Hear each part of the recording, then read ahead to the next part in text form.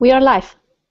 All right, great. Well, welcome to another edition of Sales Chat. My name is John Golden, Chief Strategy Officer with Pipeliner Sales. I'm here in Carlsbad, California, San Diego area. And joining me is my colleague, Martha, who is in lovely Vienna right now. Hey, Martha. Hi. Today we're delighted to welcome our guest Andy Gole, and Andy has taught selling skills for over 20 years. He to more than 90 clients in a variety of different industries and market conditions, including declining markets, which is often where we need help the most. He started 3 different businesses: sales agency, a product company, a consulting company. And he's made an amazing over 4,000 sales calls selling both B2B and B2C. So, you know, this is an experienced sales professional. He invented and created his own selling process called urgency-based selling from his field experience. And he's taught selling skills at the Fairleigh Dickinson University Rothman Institution for Entrepreneurial Studies for 8 years. So, welcome, Andy. Well, thank you. Thanks for having me. Yeah, that's good. That's quite a background, and you know, welcome to Sales Chats. What we want to talk about today with you, obviously, is something that most people probably don't put together very often. So we're going to talk about sales manager, the entrepreneurial sales manager. So, you know, let's start with the basics, right? When most people put sales manager and entrepreneur, they don't normally put it as that combination. So what do you actually mean by the entrepreneurial sales manager? Well, the entrepreneurial sales manager is a master of change.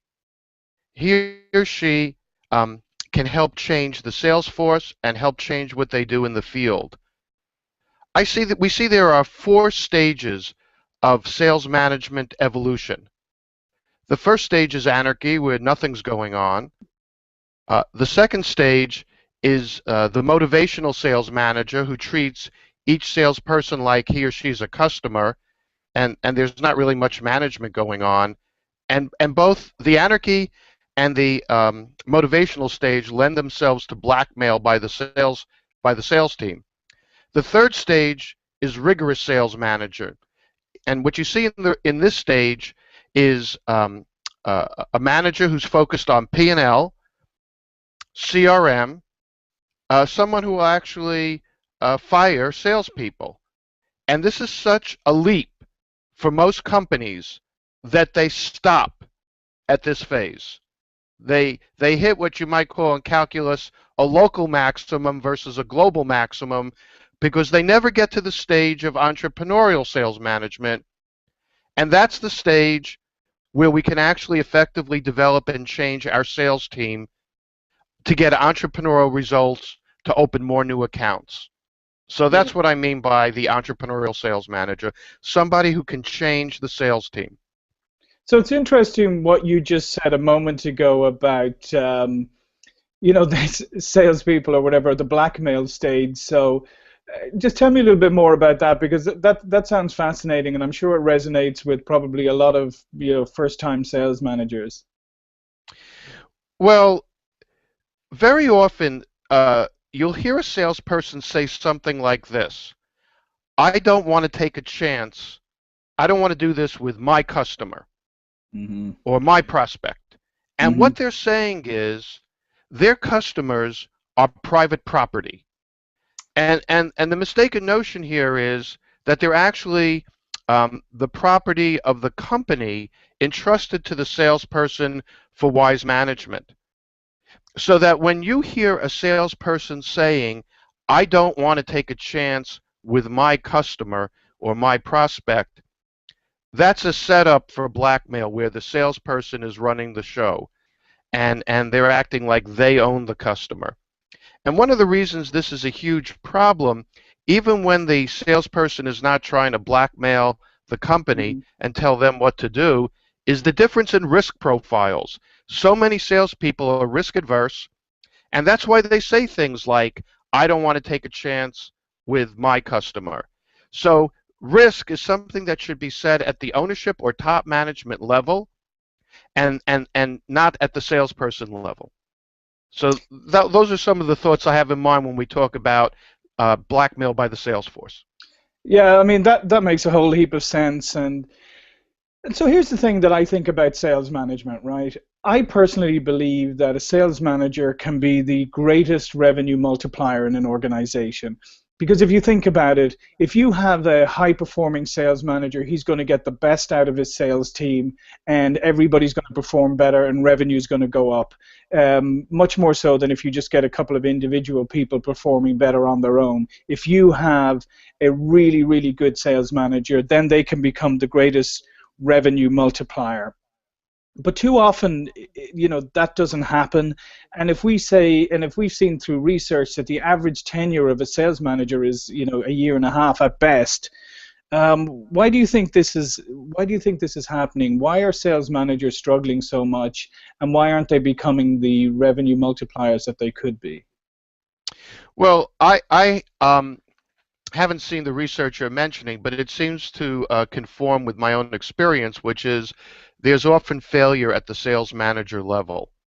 And I think the biggest problem is unrealistic expectations or unfulfilled expectations. I think ownership and top management is looking for what I have called an entrepreneurial sales manager, somebody who can make change happen, a master of change. But very often we hire somebody who doesn't have that skill set. And so there's conflict here because ownership or management wants this to happen, and yet there are so many other things that a good sales manager could do that are important, including recruiting, firing, staying on top of the sales team, having meetings, instructing, going out on sales calls, doing ride-alongs, evaluating the quality of the sales call. So there are so many things that a good sales manager can and should do. Often, though, they don't have the full range, the full gamut of skill sets. And so um, it's top management's job to do a gap analysis and to see if they have the skill sets, and if they don't have all the skill sets for change, then they have to bring it into the organization in another way. But to summarize, if top management has unrealistic expectations of sales management, it's a recipe for disaster because very often they don't have these change skill sets. Yeah, and I mean, I totally agree with you, Andy. And as we often see, unfortunately, it's still very true that often, top performing salesperson will eventually be promoted, and it almost is a promoted because into a sales management position, and as you say, they're not given the training, they're not given the skills to succeed, and suddenly they go from somebody who's used to being a winner to feeling like they're the opposite because they don't have the skill set, and they then default to going in and trying to become what I always call the super closer, parachuting in at the end of deals, trying to close on behalf of the salespeople, and when they do that, they demotivate salespeople. So what's the answer to this issue of people being promoted into positions without given the proper training? I mean, I don't think a lot of upper management even understand that sales management is a skill in itself. Well, I think that there's a core issue I should have added before, and I'll take this opportunity to discuss it, relative to being a master of change. To be an entrepreneurial sales manager, um, you have to embrace bold vision, bold behavior. You have to put a bold vision out there, and you have to do it boldly. Hmm. And the way that we're socialized in the United States, at least, we're not taught to be masterful salespeople. We're taught to make friends. And when most salespeople come into the workforce, they bring the value set that they developed when they were young. So they're probably good at making friends. But what we want are profitable customers. And it's okay if we make friends. But just to give you an idea how this could work against us, a good way to make friends is to make them happy, and most buyers want us to cut prices. So we could make buyers very happy by cutting our prices, and we can go bankrupt. So most salespeople who come into the sales force have what I would call friendship or social skills. They know what is socially appropriate behavior, probably by the age of 13 to 15, if not sooner, and as a result, they're a total wreck for selling. Because selling requires a different kind of value set, a different kind of way to look at the world. And so one of the primary jobs of the sales manager, in concert with top management, is to install a selling culture that's capable of supporting entrepreneurial new business development. And so if the sales manager has this kind of background or technique, that's fantastic. But very often, culture goes to the top. And top management and ownership, I believe, needs to be sensitive to these points. Are they supporting an entrepreneurial sales culture? And in particular, are they promoting the ethos of the salesperson as hero?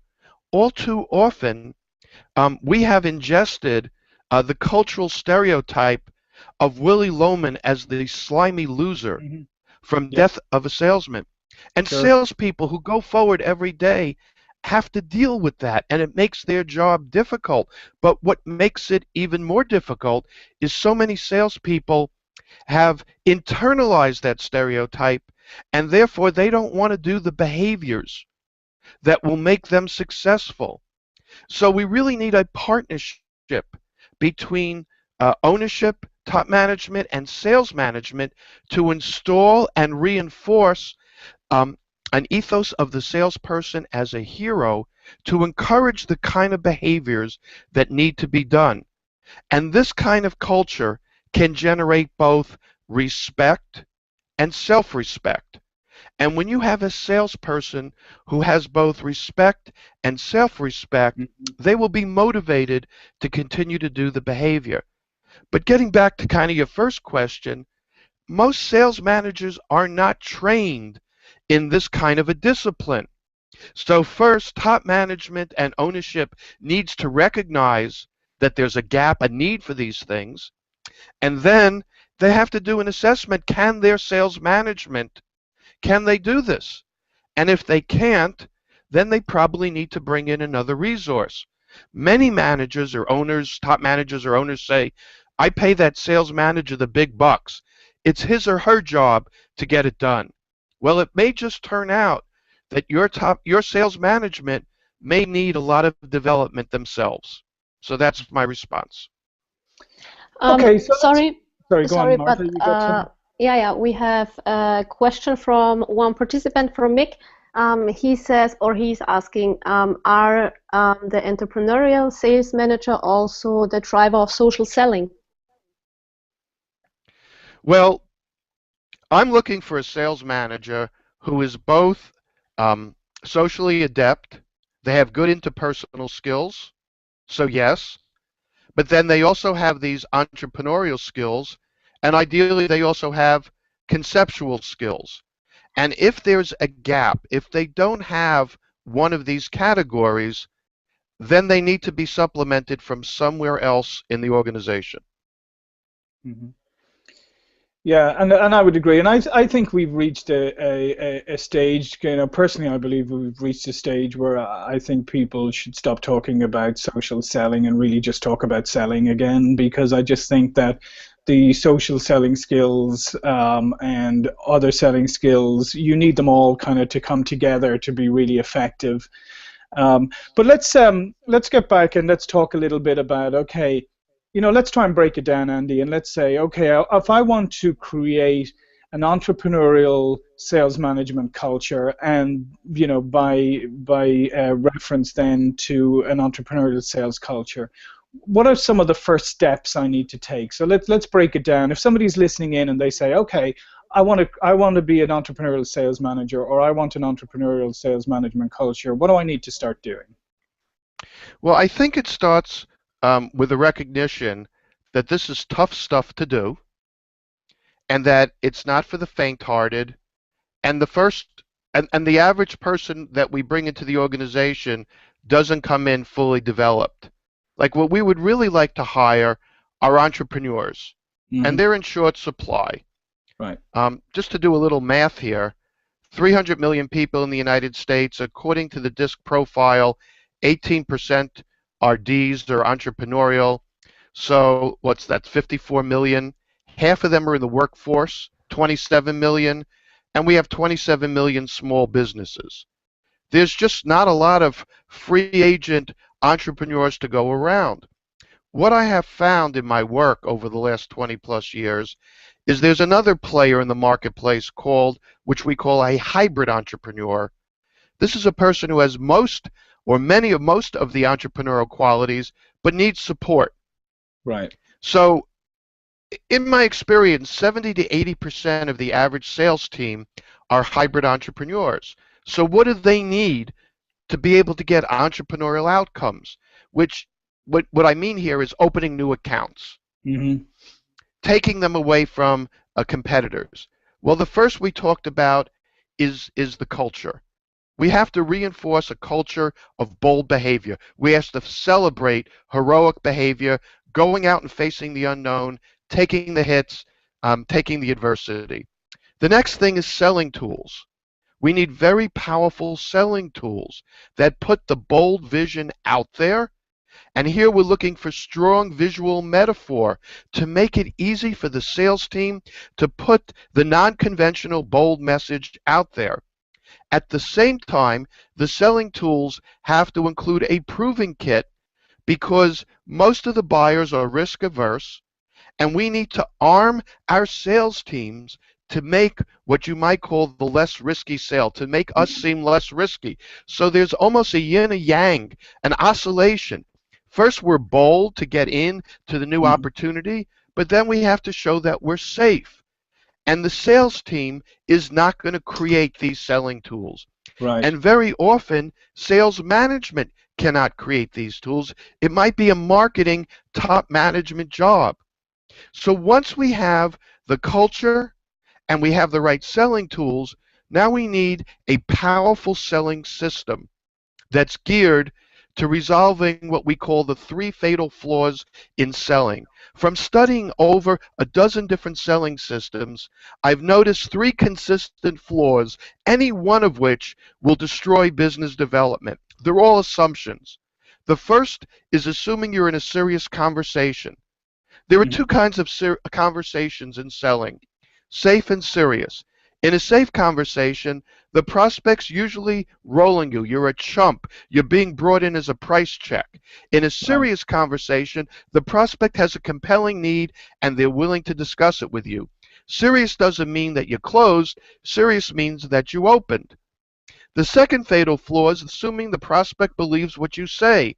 Reliably in business development, they don't believe anything you say. Hmm. And the third fatal flaw is assuming that the prospect knows how to make a good decision.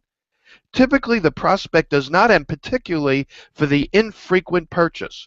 So what we need is a very powerful standard sales call, a step-by-step procedure that resolves the 3 fatal flaws. We want to have a standard selling product out there, just like we have a standard product or a standard service.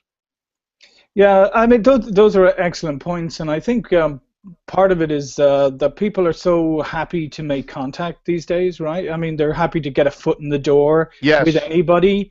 And yes, to your point, um, they don't necessarily want to go down that road of really challenging whether the person they're talking to, as you say, is serious, whether they're the correct person. You know, they want to build. It's all about build a relationship first.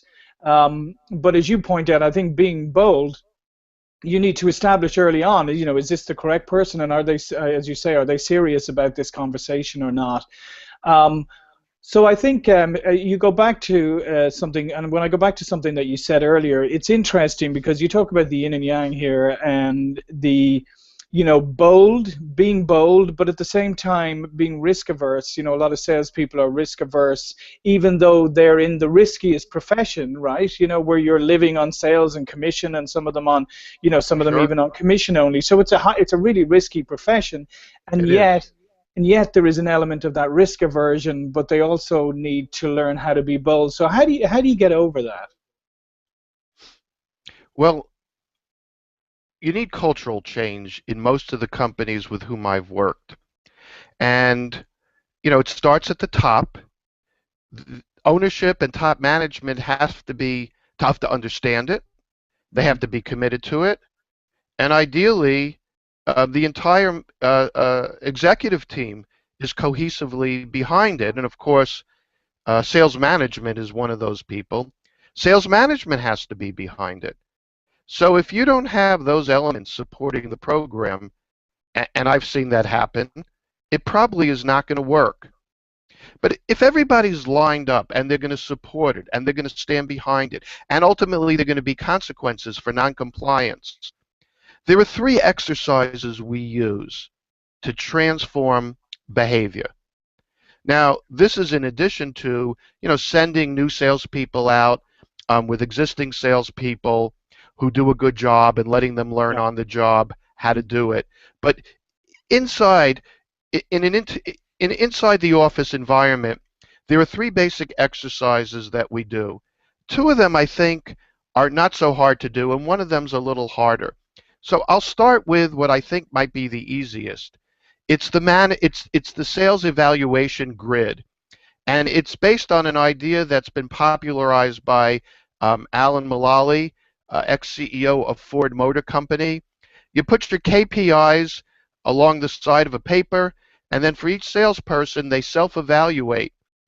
Green means they're doing a great job. Yellow maybe not so great, but they have a plan. And red's a train wreck.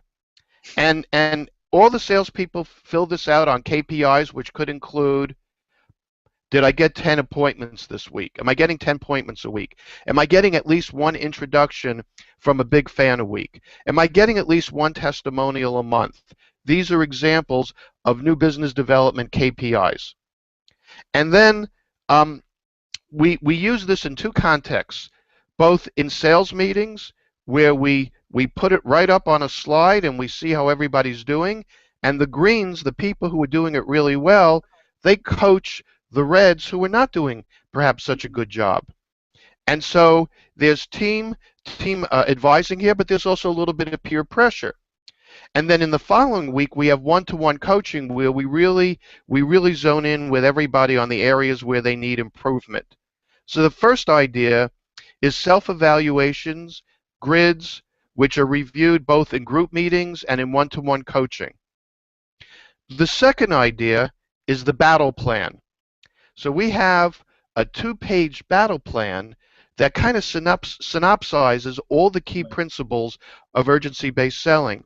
And when an opportunity is important enough, we have salespeople fill out the battle plan, and we pick something where there's a challenge, and then we share the battle plans in a group meeting. Everybody reads it, and then we discuss it. First, sales team members ask questions so they understand the case, and then they brainstorm it.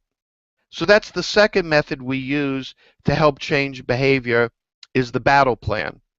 The third method, which I think is the strongest, but it's the hardest, is that we diagnose sales calls just like you used to diagram an English sentence in grammar in 7th or 8th grade. And step by step, we have sales team members diagnose each step of the standard sales call in a presentation, present it to their peers, and then we discuss the case. In all of these 3 methods, we're constantly bringing out the best practices of the team and trying to make it the practice for everybody. And when you do a program like this week after week, seminar 1 week with discussions and homework, and then one-to-one coaching the next week, which goes on for 4 to 6 months, we keep on increasing the skill and competency level week after week. So these are 3 tools that you could use to change culture. Yeah, so you're really doing something systematic here, and you're treating sales as a profession, right? And unfortunately, that's not always the case, right? It's not always the case where people treat it as the profession that it is. You'll see you wouldn't dream of putting somebody, into the accounts department to work on accounting if they didn't have some financial or accounting background, right, and some training. But we're quite happy to put people into sales positions who have no background or training. So I totally agree with you. In the last couple of minutes that we have, just two Sorry, things. but we have another question. Oh, another question. Great, Martha. Thank you. So, should salespeople and manager be fired when they get to their target, but are in the rest for all copies? Could you repeat that? I didn't Yes. quite get that. I'm Should sorry. salespeople and manager be fired when they get to their target, but are in the rest for all copies? I missed the last piece, but they get there to their target, but they're not what? But are in the rest for all KPIs. Oh, I see. You mean if they start coasting? Yeah. If they start coasting. What we prefer to do, and here's an option for the caller to consider, is that we add new behaviors as required. So I'll give you a case history that may speak to this. We had a company where people were doing pretty well, but they really weren't bringing in new customers. So we put in this program, and we paid a special bonus on new customers.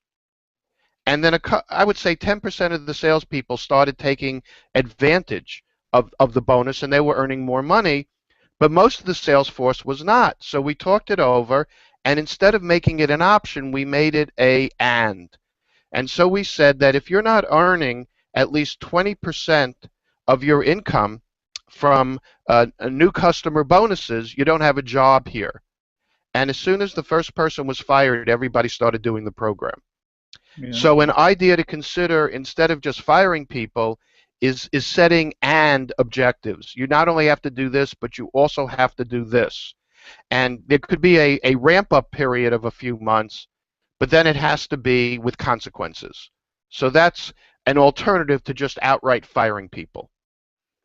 Yeah, those are good points. And I think for people who reach their targets, it's always good to have accelerators in place so that they always want to achieve more. Because if you reach your target 3/4 of the way through the year, but it takes you on to the highest commission threshold, and you can earn on anything, any revenue you generate beyond that, that's a great motivator for people to keep going. Okay, in the last couple of minutes we have here, Andy, this has been fascinating. What we always like to ask our guests is, give us your personal productivity tip. When you get up in the morning, what is the one thing that you do to set yourself up for success each day?